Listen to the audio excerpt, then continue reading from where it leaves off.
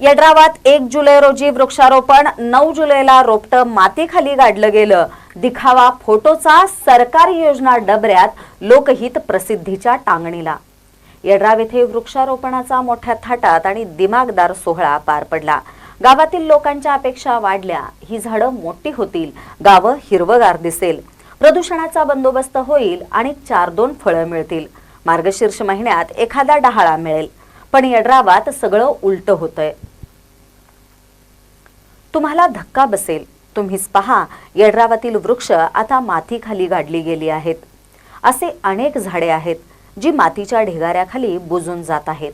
आपण सध्या यड्राव ग्रामपंचायतीच्या कारभाराचं सकृत दर्शनाचं चित्र पाहतोय. झाडं लावण्यात आली आणि ती मातीखाली गाडली गेली आहेत. या झाडांच्या खरेदीच्या रकमा लोकांच्या करातून नर्सरीला दिल्या जाणार आहेत. आपण सध्या पाहतोय यड्रावमधील झाडं मातीत गाडली गेली आहेत. याला यड्राव ग्रामपंचायतीने तातडीनं लगाम घालायला हवा. यड्रावचे ग्रामसेवक कामचुकार होत आहेत. यांच्या सेवेबद्दल लोकांमध्ये नाराजी आहे. यापूर्वी ज्या ठिकाणी ते ग्रामसेवक होते त्यावेळी त्या ठिकाणी सुद्धा त्यांनी असाच पाढा वाचला होता. राज्य सरकारनं यड्रावच्या ग्रामसेवकांना जबाबदार धरून पुन्हा वृक्षारोपणाचे आदेश द्यायला हवेत. ग्रामसेवक बाहेरगावी निवासी असल्यानं गावात काय चालू आहे त्यांना कळतच नाही. महानकारी न्यूजसाठी यड्रावहून ऋषिकेश बावचे.